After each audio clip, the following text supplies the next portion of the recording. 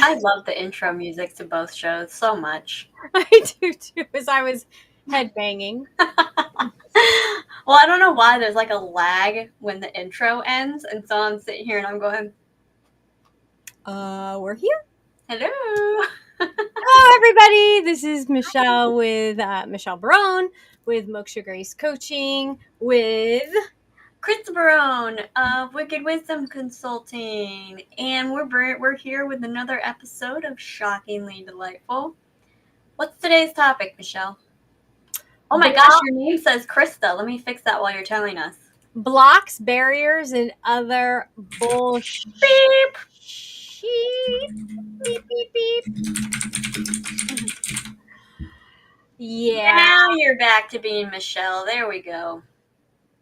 I can, I can go by Moksha. You can call me Grace. You can call me Shay. You can call me Shell. Right on. Well, where would you like to start with today's conversation? And if you're tuning in, make sure to make a comment and let us know that you're here because we can't always see that. Yes. And join along in the conversation. But go ahead, Michelle, kick us off. Where do you want to start today? Well, we could start with the other bullshit, but we should probably kind of just talk more about what blocks and barriers are. Some people say having barriers are a bad thing. I remember actually having someone tell me, like, no, you shouldn't put up a barrier. And I was like, well, for that situation, I should. I'm going to pause for a second. I just thought of something. Yes. What if we do Yes.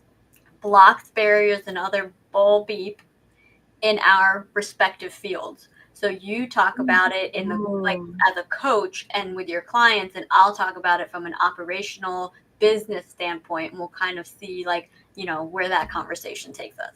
And then I think the people that are watching and tuning in can talk about blocks and barriers and bull beep. We can probably just say bullshit. Yeah, I mean, we are adults here. Bullshit.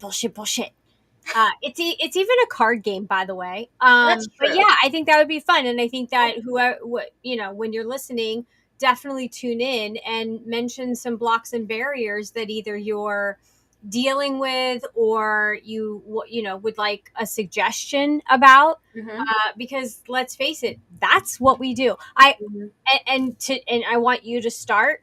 But this is funny because this just happened. I had somebody on my schedule for a call, and they said I should probably wait until I actually have a computer.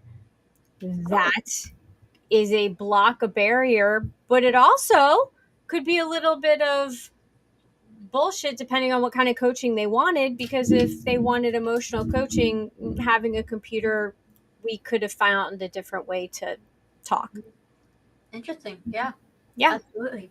Well, it's funny because this is kind of coming up a lot in my conversations this week. Ironically, I was actually literally 10 minutes ago was just on a call with somebody, a networking partner, and we were having conversations about blocks and barriers in the coaching and spiritual world, and those blocks that keep you from charging money at all, because, well, if you're spiritual, you shouldn't be charging any money.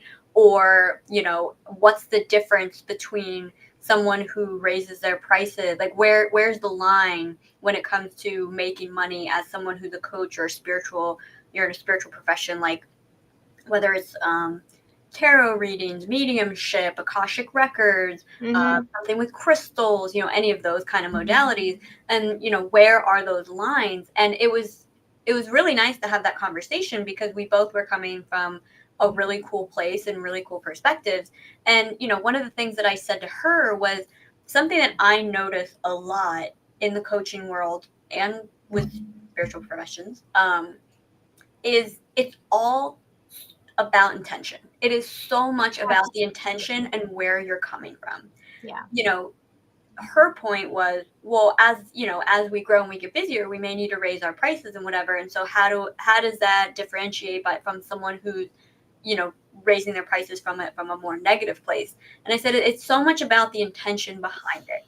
Right. In order for you to deliver your services effectively, appropriately, and to the best of your ability, you have to be mindful of yourself, for your energy, your time, Mm-hmm. your resources, all of those things. And in order to do that, you have to keep your schedule at a place that allows you to do that. And so how it typically works is as your schedule gets busier, you raise your prices a little bit to help keep your schedule at a manageable place. Mm-hmm. That is very different Mm-hmm. than raising your prices than I'm doing this specifically to get the latest car, to get the latest beachfront house, to get I want the money for me with Right. no respect or relevance to who you're serving. So the block and barrier of, well, I shouldn't charge anything because then, I'm doing a disservice. No, you're actually doing a service to yourself. That's a block that you have to work through. But Mm-hmm. when you're doing it from a negative place, which is I'm doing it just to seek, money for myself, I'm doing it from an egoic place to say that that I brought in this amount of money. That's a very different place that you're coming from. And Very. that no longer is about the client. It's no longer about the work. It's no longer a pure intention of helping others. It's very much from a place of how can I serve myself? And that is a big, big, big distinction and something that I see all the time. Well, and what came up for me when you first started talking about this is, spirituality, and a lot of people will lump it with religion. So let's just play with that for a minute. Mm-hmm. Is church free? Not with the pressure you feel when that plate comes around. So, I mean, so, technically, this brought up something great. Don't let me forget. so you walk in, and I did this one time when we were when I would go to church and with kids, and we were tight on money, and it was, you have to become a member of the church, you have to give your tidings, right, which is a fee. You have to give you're kind of expected to give tidings. Not expected. Everyone is going to judge you and consider you a recluse, or not a recluse, an outcast if you don't. Right. The plate comes around at least 3 times, if not more.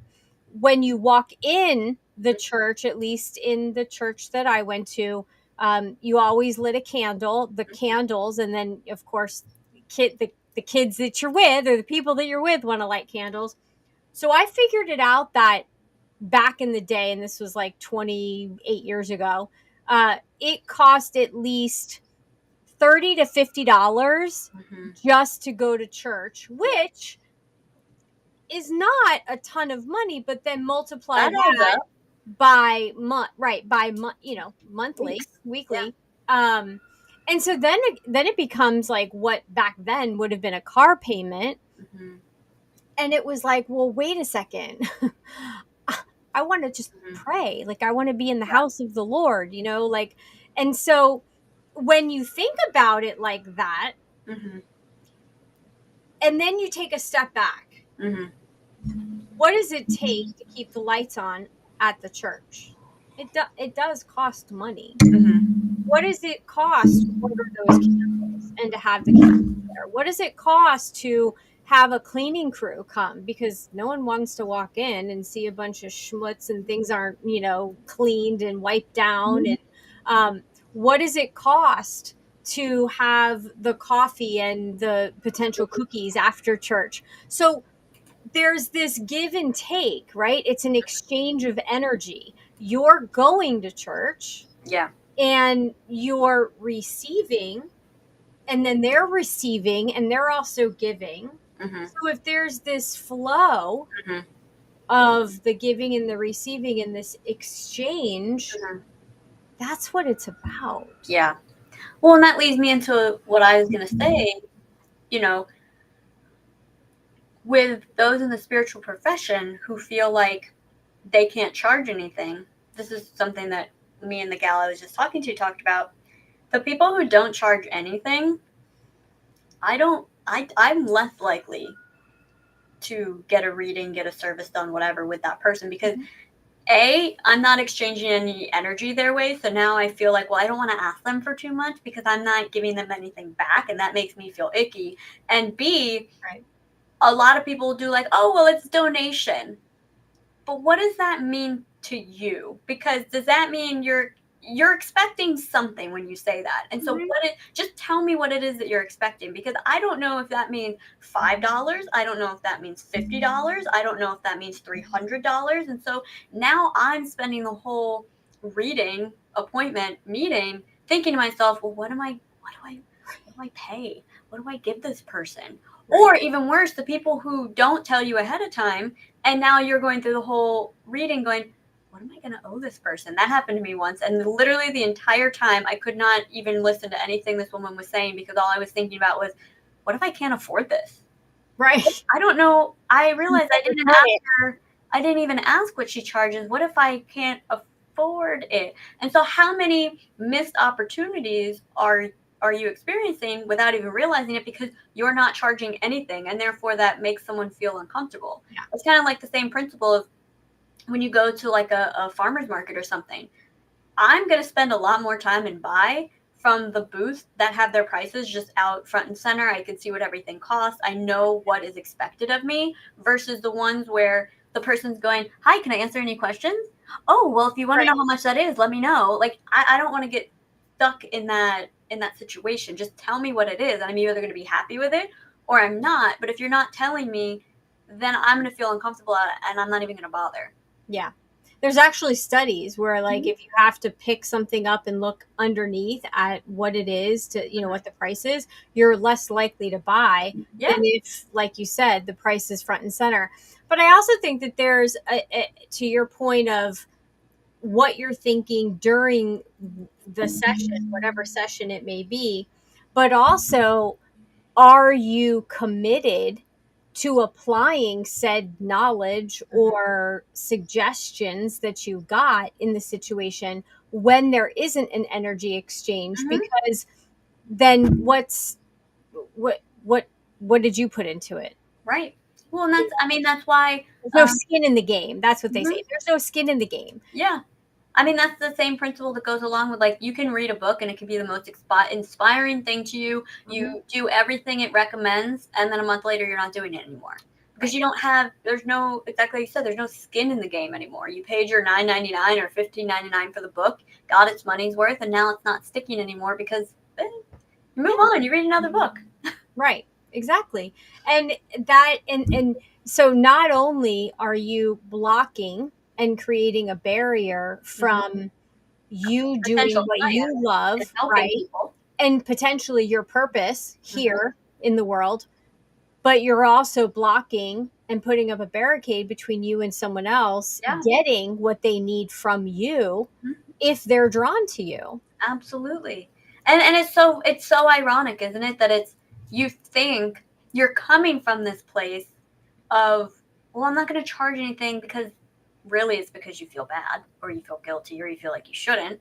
Otherwise you or you're not worthy. Right. But let's just say you're coming from a place of, I want to be able to help everyone. I don't want anyone to feel like they can't get my services. Well, you're unintentionally setting them up to not get your services. Energetically, you're pushing people away who otherwise would be eager to use your services. And you're also not helping them step into their power to get resourceful to make things happen. Correct. Great example of this is, and I go back to my husband telling me this story. He's told all of us, where, you get off the expressway and there's always, the homeless people that are standing there with a sign, looking for work, haven't eaten in 3 days. And God bless my husband will roll down the window and he has water, and he used to carry around like apples or, fruit with him. And he'd say, jump in. I need somebody to work for the day. Like, here's water, here's some fruit, jump in, I'll pay you for the day. He doesn't do that anymore because it's a little risky, but. Right. Yeah. But the point is that they didn't want any of that. And so they didn't want to step into their power. They just wanted a handout, or just wanted, they didn't want Yeah. necessarily the help that was being given. Yeah. And, Well, right. Go ahead. No, go ahead. Go ahead. Go ahead. I was going to say that goes right along with the people, if you're offering a service for any price and someone is commenting that, oh, that's so expensive, or even a product or something that you make, oh, that's so expensive to you. All you're doing with that comment is reiterating that you cannot afford it due to your circumstances. Right. For example, I used to spend a lot of money on different readings and spiritual services and coffee mugs. The amount of money I've spent on coffee mugs, oh my God. And I pulled back a little bit over the years, given the economy and wanting to prioritize some other things. And one of the mug creators that I follow the other day, a bunch of her comments were, oh my God, that is way overpriced. Oh my gosh, that's so expensive, blah, blah, blah. No, it's not. It is about what your priorities are. It's about what you're willing to spend on something. That is your own journey. That is your own preference. But that is somebody's time, that's somebody's energy that they put into that. Mm-hmm. But to feel the need to say, oh, wow, that's so expensive to you, not Right. to everybody else. I would happily pay that. Even if I didn't have the money, I would look at something and go, wow, that's a steal for that quality and that workmanship. And I mean, wow, I still do that. Right. Because it's about respecting what people are offering. And if you can't afford it, no problem. And if someone's making you feel bad about that, that's a whole other conversation. But we're just talking about people that are just living their best life offering services. Yeah. You don't need to compound the issue and reinforce to not only yourself, but the entire internet that I can't afford that. Well, and that's a great block barrier and bullshit. Absolutely. In coaching. Clients will say, I need this, or I need that, or this is how I want to be able to work, or this is what I want to feel, or, something like that. And yet they're not willing to invest in themselves. Mm-hmm.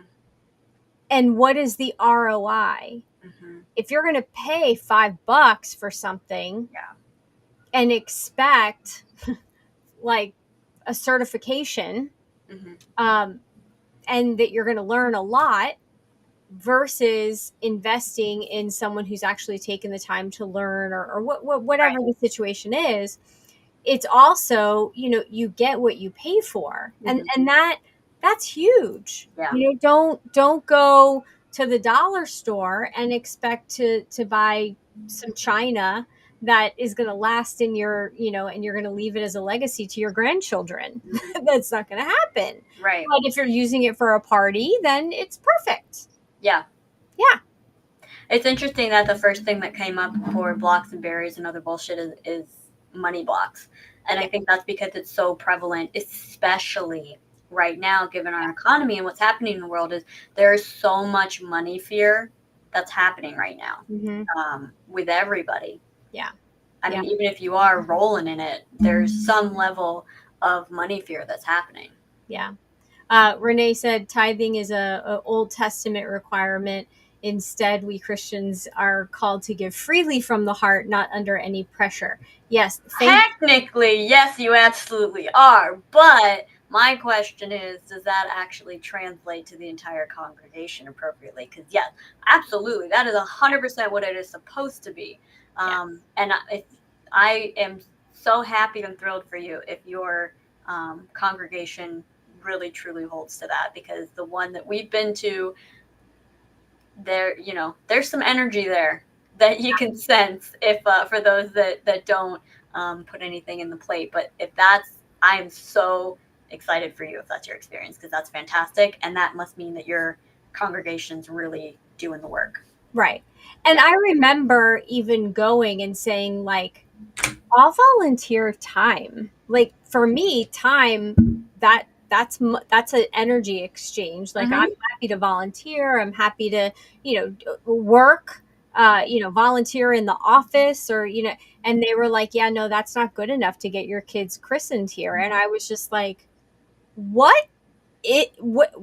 am I? Like, what is this? And that was the first time, that was probably the first time that I walked away and just said, yeah, I'm not Well, going to attempt to and do let's dive into that. So that tells me that the intention that. Mm-hmm. was not from a pure place. Right. The intention was, I just want to make money. Not there's a lack of intention of helping people and being there for people, because trades are valuable exchanges. Absolutely. So that says a lot about the intention behind the individuals and the place of business, let's be honest. Yeah. And I think a lot of businesses and, operations, I think that is a great way that if you are starting a business and you can't necessarily afford someone to set up a website or help you with, integrating things, if there's some kind of an exchange that can take place for the beginning stage until you can, you're up and running, I think that makes a lot of sense. Absolutely. Just like I've seen other coaches hire their clients that have what they need, have the experience that they need to help them with their business, and then in exchange they get coaching. Yeah. And those are energy exchanges that make sense. That's bartering. Yeah. I mean, that's old fashioned bartering. Yeah. I've got some eggs and I need a glass of milk or a cup of milk. I need some milk. Can we barter here? Can we, and I hate to tell you people, but it's that kind of mentality is coming back strong. So you better start thinking about what you have to offer to people. And, I'm not talking about bad things or X-rated things, but what you have to offer to people. I know, leave it to me to go that way. That you can exchange, like I used to volunteer with the PTA, and how long did I do that? Years. And I was president for probably 5 of those years. I put in thousands of hours for that school year. And I remember being really, really proud of myself with my list, because I used to keep the list of all the hours. And I was so proud of myself. I was like, yes, I hit however many hours. And I remember saying to your father, like, cool. And I remember him looking at me and go, now multiply that by minimum wage. Oh, I think you've mentioned this on the show before, either this or Moment of Presence. And I was like, holy moly. Yep. I did that. To me, there was still that energy exchange. Yeah. I was at the school. I was around, where you kids were. I wasn't the helicopter mom that had to know like what you were doing in class or anything, but I was involved. And I was there because I didn't work, and there were other moms that had to work and weren't there. And so I kind of felt like it was my duty as a mom to be kind of like a community mom to whoever needed it. And I got to do that at that time because I was a stay-at-home mom, and I thought it was pretty darn cool. Yeah, absolutely. I want to definitely talk about things that aren't related to money too, because this isn't just money blocks and barriers. So what are some other blocks and barriers and other bullshit that you see in the coaching world in terms of your clients? Yeah, I've done that. Huh? Yep, I've done that. Oh, I was like, wait, what do you mean? Yep, I tried that. I did that. Yeah, I tried that. It didn't work for me. So I'm hearing a lack of coachability through defense mechanism, through blocks against trying things. Right. And it's also, sometimes it's about being surface level and not being willing, being scared and fearful of diving deeper. Yeah. So I think that's also a block because, I don't want to talk about that. I mean, that's just rehashing. Yeah. And it's like, coaching isn't about rehashing. coaching we may look at things that have happened in the past just to see what the lessons were there, the information we could gather, Yeah. shift a perspective, but we're not going to dive into, let's put you emotionally there and no, that's not what coaching is. Coaching is about moving forward. Yeah. And I think I have a good example of this. Years ago, we were talking about something and you were sharing a story from your life. And I had said to you, and this was way before, this is, I think, before even your corporate career in healthcare. And you had said to me like, oh no, I'm plenty over it by now. No, I don't need to go back in. Cause I think I was probably, maybe I was going through, I was in therapy at the time and I probably was like, you should talk to a therapist about that. Cause I bet that would be really helpful. And you're like, no, I'm good. I'm totally fine. Like it's way from the past. I don't need to go into it. And then it came up in your life and you had to reprocess it again. And it wasn't until many years later, but it was like you finally were at the point where you were, I guess, ready to would be the word. But there's always more layers to things. And by us refusing to look at them, that in and of itself is kind of a block and barrier. Absolutely. Absolutely. And it's blocking you not just from processing whatever it was and learning the lesson, but it's also blocking you from your future. Yeah. Without the weight of whatever it is that you're carrying with you. And so that's a huge one. That's a huge one. You don't have to bring all of that baggage. See, another B word. Blocks, barriers, baggage, another bullshit. But you don't have to bring that with you. You don't have to carry it for the rest of your life. It's not, what do they say? It's not a sentence. It's a moment of time. It's not a life sentence. Yeah. I do think it's interesting though. And it even ties into the story I just said about you, but there's literally been times where I think you've said to me, like, are you ready to let that go yet? And I know it's a block. I know it's a barrier, but I also know I'm not ready to let it go yet. It doesn't feel right to me. I'm not in the right place to let go of it yet. And I think that's a really interesting part of the process, is really honing in on when, like, timing can be a big factor in when you're ready to process something. So it's not just about trying to blow through and process all the things that have ever happened to you, but about allowing them to come up in the right time. Right. Because if you're not in the right space, or you don't have this is the second week in a row that there's a giant iguana in the tree right outside my window. I'm so sorry. I just got distracted.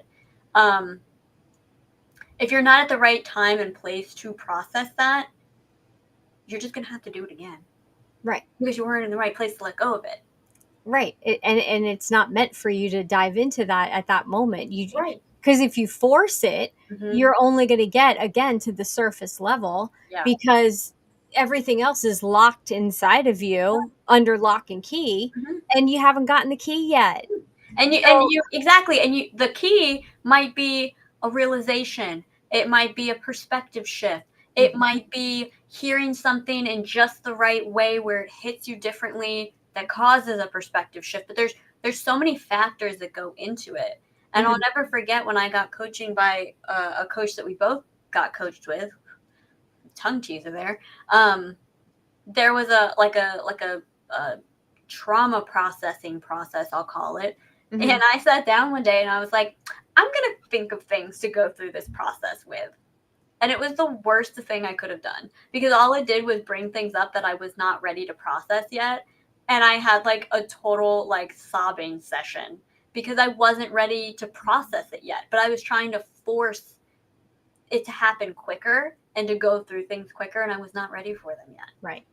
Well, and I can only imagine that process of, let me sit down, and I'm not making fun of you by any means. No, you're fine. But I know people that have, tried this process where it's like, let me sit down and think of like all the ways that I suck and all the things I need to change about myself. And it's like, let's make a grocery list. And it's like, what the heck? I'm laughing because I've done this. I'm not laughing at the people who have also done this. Trust me, I have done this. But yeah, I've done it too. what I literally sat down and was like, how have I been traumatized in my life? Let me make a list and let me figure out like what's most important to go through right now. And it's like that's not no that's that you're actually creating a barrier to healing and a block to healing because you're trying to force it. Yeah. Yeah. And then you're going to have a bad experience and not want to touch that topic again, which then is going to prolong it. Heck no, you're not going to want it because you just forced yourself into Yeah, like this depression state where you just beat the heck out of yourself right. and, you know, told yourself how horrific you are. And no, that's not what you're supposed to be doing. Yeah, I will say the coach did say to me when I told her about it, she was like, "Yeah, no, that's not what this process is for. That's not how you do this."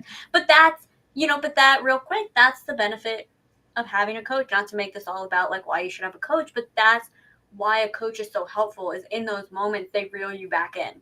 They bring you back to center. They restructure what you should be doing. They bring you back to where you need to be versus you just trying to aimlessly walk around because I didn't tell her I was going to do this because if I did, she would have been like, yeah, don't do that. But after the fact, she helped me get back to a place of neutral Mhm. and then go from there, letting me know, don't do that. Right. Yeah. So when you think about this from the operations perspective, what Mm-hmm. are some other blocks, barriers, and bullshit that you hear from business owners or that prevent their business from moving forward? Like what are their blocks and barriers that you have to sometimes coach them through? Yeah. One of the biggest ones, and it's one of the hardest too, and I will give full recognition of that it is the hardest, is releasing control and trusting other people Mm. to help you.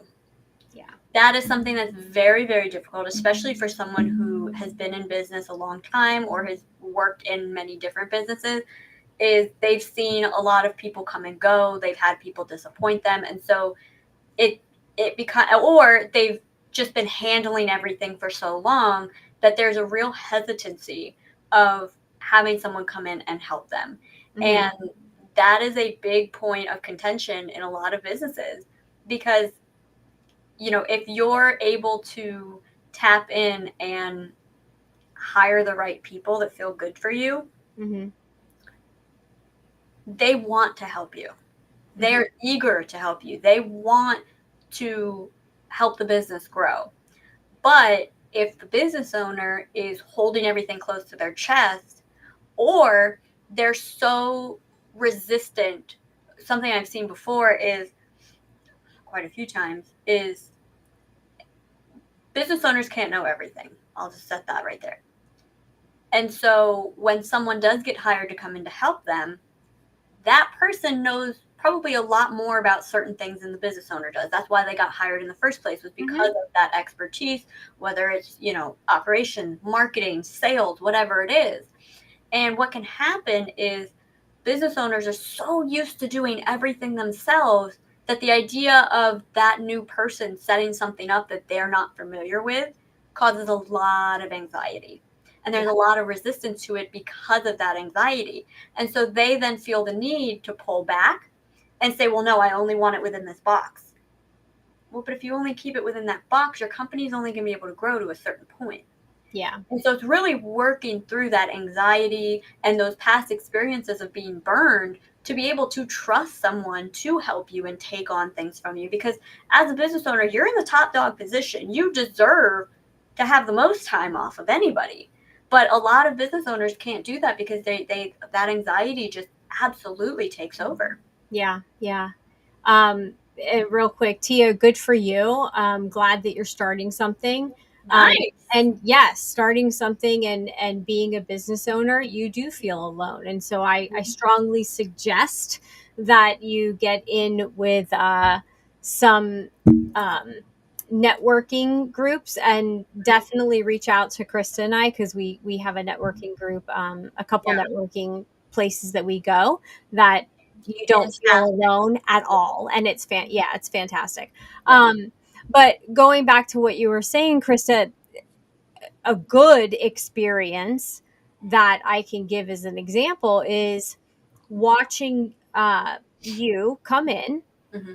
and helping the business owner Mm-hmm. change a CRM, which is a huge undertaking because Yeah. all of the information from all of the prior clients had Mhm. to be transferred into this new CRM, which is very scary because, oh my gosh, what if something doesn't get transferred right? Right. What if the information goes into the wrong, wrong area, the wrong field? What if there's information that's lost? Like, that's scary. And I remember thinking to myself, how cool that this person just basically said, do Like, it. run away. Yeah. Here Take you it away. go. Mhm. Do it. Just tell me when it's done. Almost like I'm going to close my eyes and just tell me when Yeah. it's done, and I can open my eyes and be surprised. And it went smoother than expected, Yeah. faster than Mhm. expected. And yet, and being part of that business, Mhm. we also were up and running Mhm. in the new CRM, Mhm. trained flawlessly, Yeah. and she didn't have to miss a beat Yeah. on her end of what she Mhm. was focused on, which was Yeah. coaching. Absolutely. And while, yes, that's a huge testament to the work that I did, it's also a huge testament to that business owner's ability to let go Yes. and to trust somebody else to do the work. Mm-hmm. And that is what made it so successful, Right. because there was that room to explore and figure things out, Mm-hmm. to then figure out what is the best route, what is the best setup, what is the best way to do this Mm-hmm. to meet the expectations of what's needed. Right. Because when there's a lot of parameters and there's a lot of, blocks and barriers and other bullshit set up, you don't have that flexibility to be able to explore and test and figure out what works best. And so there's a lot of fun that's lost in the project, because listen, so a lot of people, something like operations is not fun. Same thing goes for sales or coaching or whatever it is. The people who find those jobs fun are the ones who should be in it, because those are the people like me in Mm-hmm. that situation specifically. That was so thrilling to me. And Mm-hmm. that's why, between that and the business owner being able to let go of control, is why that project was so successful, why it got done so quickly, and why I was then referred out to a lot of other businesses to do the same thing for them because of how well that was done. Yeah. Yeah. But again, that couldn't have been possible if that person didn't let go of control and Right. didn't stop the blocks and barriers from holding her back. Right. Mm-hmm. And that, I mean, it kind of goes back to the conversation that I had last week Mm-hmm. about the book that I read, The Motive, Mm-hmm. because the leaders Mm-hmm. that are leading because they want to grow their business, or they want to grow their people, they want to help expand, they want to put something into that, versus the leaders that are like, no, it's just more important for me to climb the ladder. The leader that you were dealing with at that time was very much about expansion and growth, not just of her people, of her clients, but of her business. Yeah. And she was able to take that step back, take her ego out of it, Mm-hmm. and say, okay, I don't know how to do this. Right. I'm not going to try to pretend that I know how to do this. Yeah. I trust the person that I'm going to bring in to Mm-hmm. do this and do Right. it well. Right. And then was open enough Mm-hmm. to allow you to get to know not just the leader, but the entire business, the scope, the vision for the future, Yeah. so you could set it up for success. It was so cool to be on the inside, but on the outside of that, to Yeah. watch that, because that's what leadership Mm-hmm. on both ends, yours and how Mm-hmm. you took the lead in the project, Mm-hmm. and the leader of the business, Mm-hmm. how that meshed together. And it was really, it was amazing to watch. Mm-hmm. Yeah. And again, it was fun to work on because there was that flexibility. And I think that's really, it's so incredibly applicable and universal to any role. The people who are supposed to be in that role shouldn't need micromanaging. Right. They shouldn't need to be hovered. They shouldn't need to have blocks and barriers put up, because those, if that's needed, those aren't the right people for the role. Right. The people that are right for the role are going to be excited to do that job. Yeah. You know, it's like the concept of like, if we gave everyone in the world $1 million, no one would work. I don't believe that. Right. I don't believe Because that at what all. would you do? What would you do? People want to be useful. People want to be useful. People want to be helpful. They want to make a difference. They want to make an impact. They want to do all these things. And the people who don't feel that way about the job that they're in or the work that they do, that tells me that they're not in the right role. Mm-hmm. That tells me that they're not in the right line of work or the right field or demographic or whatever it is. It's more about them than the role. So another block, barrier, and bullshit that comes up in coaching a lot is when someone, whether it's a leader or mid-manager, whatever level you're at, you stay in the position even though you know that you should go. Mm-hmm. Because your block, barrier, and bullshit is, one, the ego. I'm not going to let anybody push me out. Mm-hmm. But you're not enjoying your job. Yeah. So then why are you staying? Yeah. Or I'm never going to find anything else. Well, yeah, when you're not miserable and you are actually excited and happy about a future and something up and coming, the universe is going to open up for you, but Right. you have to be in the right mindset. So that mindset piece can be a huge block and a barrier. Yeah. And create Honestly, a lot I would say mindset is the number one top block, barrier, and other bullshit. Yeah, absolutely. And a lot of people don't believe that. They'll think like, oh, well, I have to go and I have to get degrees and I have to go to, I have to go and get more schooling. I was talking to somebody the other day and they had so many certifications on top of like a double degree, and they were miserable. Yeah. Because they were accumulating Mm-hmm. all of this stuff, but they had no idea how to put it all together to make it into a career. Yeah. I would almost be willing to bet that they probably didn't even like the field that they were getting certifications in, but they probably felt pressured at some point to go into that field, and then they were already there and went, well, I guess I should continue, because what am I going to do, start over? Right. And that's another thing, is that people think that starting over means that you're starting over from the very bottom, like the very beginning, but you're not, because you're not a baby. You're not entry level. You're not completely inexperienced. You just need maybe a little information in that specific area, but you have value. Right. You're just, that's what's called a pivot, people.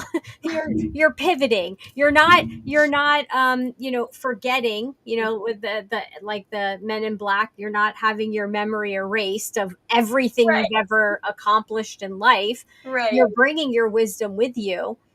Do you need a little extra to get into that new role or that new area where you want to go? Great. Let's figure out what that is, and then let's get you there. Yeah. But the thought that I have to stay in this role because I've been doing it for 20 years. Mm-hmm. Yeah, well, how much longer do you have till you retire? Oh, it's like 15. Do you want to be miserable for 15?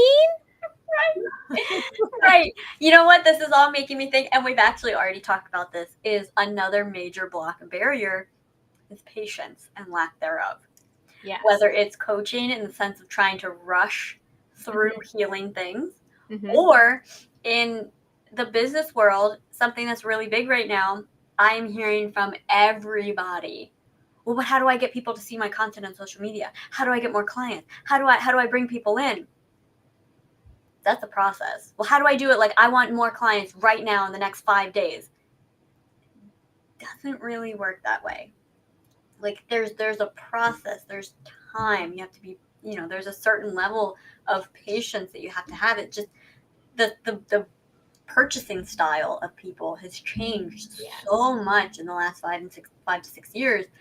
The Mhm. process is so much more drawn out. It's so much longer. And so you have all of these people that they saw businesses get started 5, 6 years ago, and they think, well, I'm just going to jump in and do the exact same thing. But it doesn't work that way anymore. So there's brand new challenges that the people who are already established did not have to deal with. And so it's creating this really interesting dilemma for a lot of small businesses of, well, I need people to see my stuff right now because I need to make my money back right now.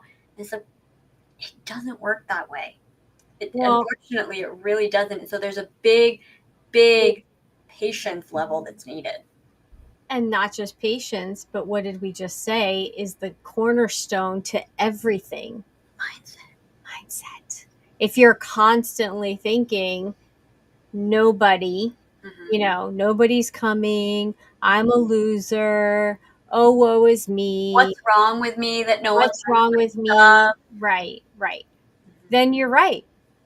Yeah. You're right. Because that's what your mind is telling you, and what your mind tells you must be right. And that's the kind of energy you're going to put out. And then who's going to want to work with you? Right. You're a loser. Like you're walking around with a big L on your Are forehead. you about to quote Smash Mouth? With the shape of an L on her forehead. You gotta take the L off your forehead. Yeah. And you have to, you're lovely. Isn't that so ironic? We're the ones that slap the L on our forehead, which makes everything worse after that. We self-inflict our own wounds, and we self-inflict our own pain. Yeah. And then we keep ourselves there. Yeah, because it's comfortable and we're used to it. Right. We try to get up, and then we push ourselves right back in, and it's like, what the heck? Yeah. And that's why it's so important that even when you are trying to help somebody else, that you don't dive into Let me guess. Quicksand? the quicksand. I was going to say they're bullshit, but quicksand. You want to be able to be with them in that moment, but don't absorb it. Don't trauma bond to them. Don't dive in and get into a bitch and stitch session either, because now you're getting into that negative energy. Yeah. Stay positive. It doesn't mean you have to be like that toxic positivity, like everything's fine, oh my gosh, but you can sit with a person and still maintain your sovereignty as far as your energy, and just be there with them. Yeah. If they ask you, or you can ask, are you open to hearing some feedback? But if they say no, shut up. Like, shut up. Yeah. Because your way may not be their way. But it also doesn't mean that if someone's in a bad place, you just ignore them either. Yeah. I mean, listen, we're living testament to that. Our styles of processing, of healing, of talking things out, we are so opposite in so many ways. And so we've had to learn, how can we best support the other person? Right. And so for you, that's talking things out. For me, talking things out and some coaching. And for me, it's more of, I just need you to listen and I'll process it. And then I'll come back when I need your help. Right. And so it's very different styles. And originally we were trying to operate from our own style, which did not work. And so it's really learning the people that you care about, about learning what they need. Right. And sometimes you can just ask. Yeah. What do you need? Right. What do you need right now? Do you want, or even what kind of response are you looking for? Do you want coaching? Do you want empathy? Do you want feedback? Do you want my opinion? What are you looking for in this moment? What would serve you best right now? Yeah. And believe it or not, you know the answer. So if you're listening and going, I don't want someone to ask that, I want them to just know. Trust me, you would much rather ask and get what you're looking for, because you specifically are wanting something. Yeah, you are. And it's okay to ask for what you need. And that's another block and barrier and bullshit, because we don't ask for what we need. Yep. And we have to. And not only do we have to, but this goes back to the very beginning of the exchange of energy. When we're vulnerable and we ask for what we need, we're now allowing someone else Yep. to give to us. Yep. And that was a huge lesson that I've learned over the past, I would say, year and a half, is being vulnerable and allowing, because I was like, oh, I've got to be that like strong person for everybody. Yeah. And it was like, but I'm not letting anyone in. And I didn't realize, that. I thought I was just being strong for everybody and, that peppy cheerleader for everybody. And, oh, you mean I'm supposed to like let you know that sometimes I need a little peppy cheerleader, or I need, I need to be, some days I'm Tigger, sometimes I'm Pooh Bear, sometimes I'm Eeyore. Sometimes I need someone to just sit with me as Piglet and let me be Eeyore. Right. And it's a running joke, not a running joke, but it's a running sentiment between some friends and I that's who we are for each other. Sometimes we're Eeyore, sometimes we're Piglet, sometimes we're Pooh, and we just and I don't mean Pooh that way, Pooh Bear, and you just sit in the being. Yeah.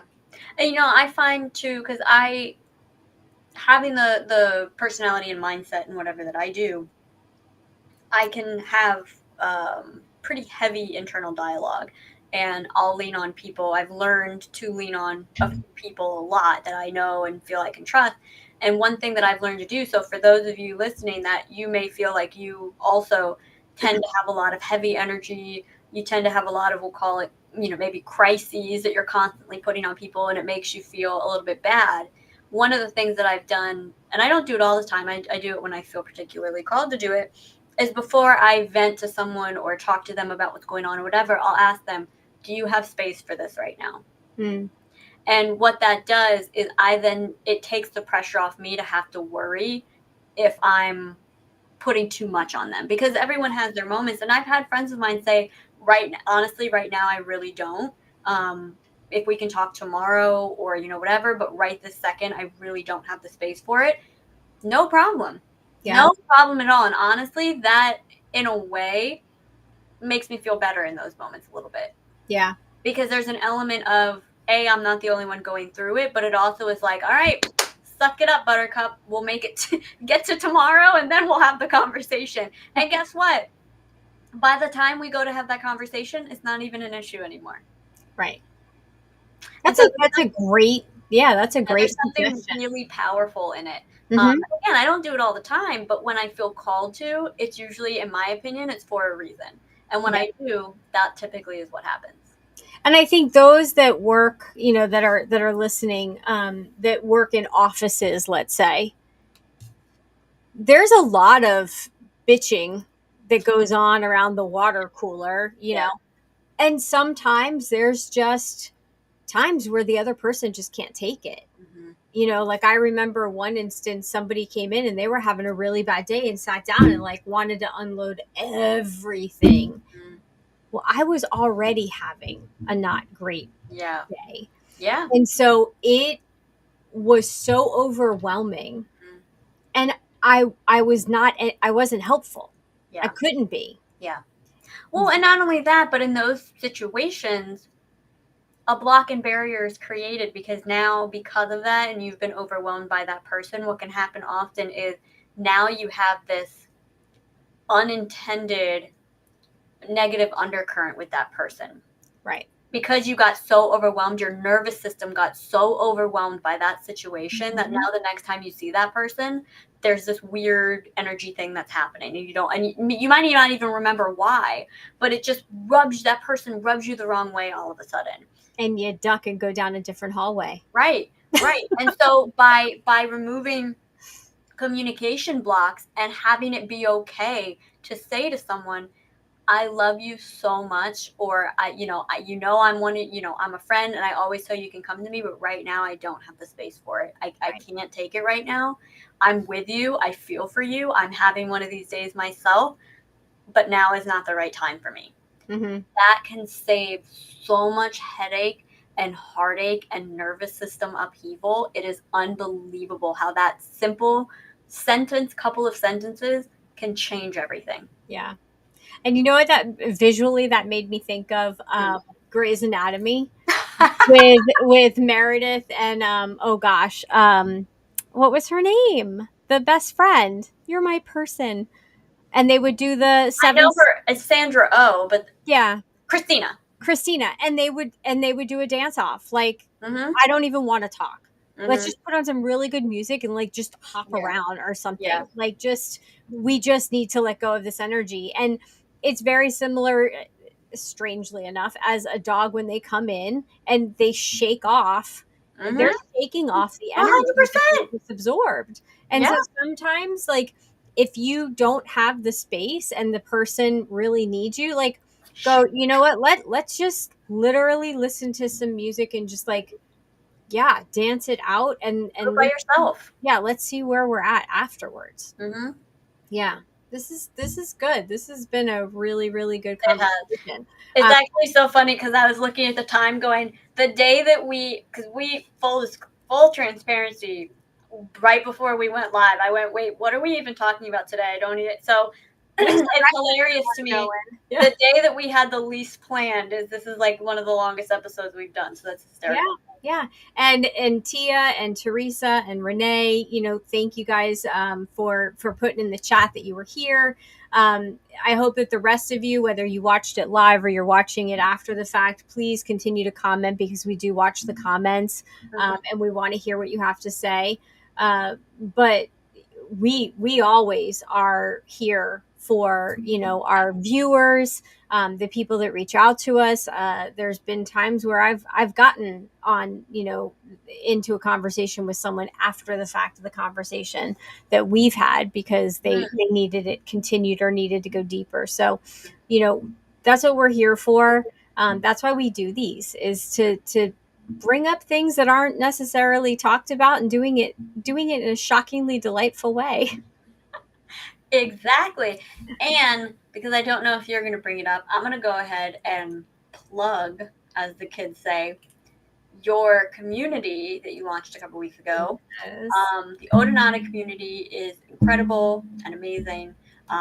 You're offering group coaching every week for a price that's stupid, but it's very my way of giving back is what it is.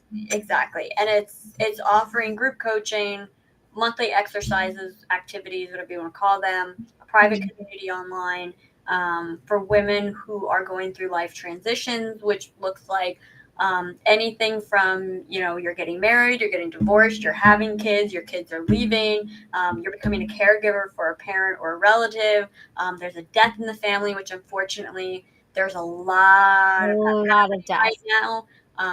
We won't go into anything about why. Any sort of transition, maybe a career transition, maybe you're moving up the ladder, maybe you lost your job, you got a new job.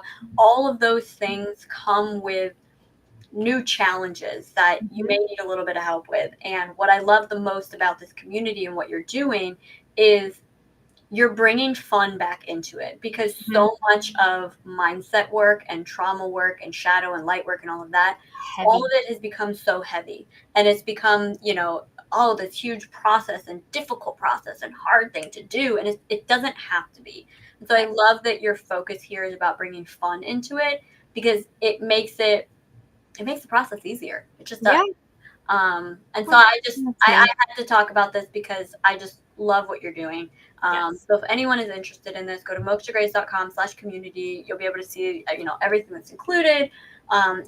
People can sign up for a month, try it out, or sign up monthly on a recurring basis. You can sign up for a year, whatever works for you. And that's the other part of it I love. But and Tia, moving to Colorado and starting a business, that would be under the scope of a major life transition. So definitely, get in contact with me. And Krista, how do you help people, and how can people find you to get that help that they need? Yeah, so you guys can find me at wickedwisdomconsulting.com. While I am still doing consulting services, I have shifted a little bit. I am craving to get back into the leadership part of being with a team. So if you or someone you know is looking for director of operations manager, COO, different companies call it different things, definitely reach out to me, whether it's part-time or full-time, because I really am craving working with people in a more embedded sense that comes with those roles. So if you know anyone that fits that bill, either connect us, send me their name, send me something to look at. Otherwise, wickedwisdomconsulting.com, you can check out all my services and get in touch with me right from my website. I love that.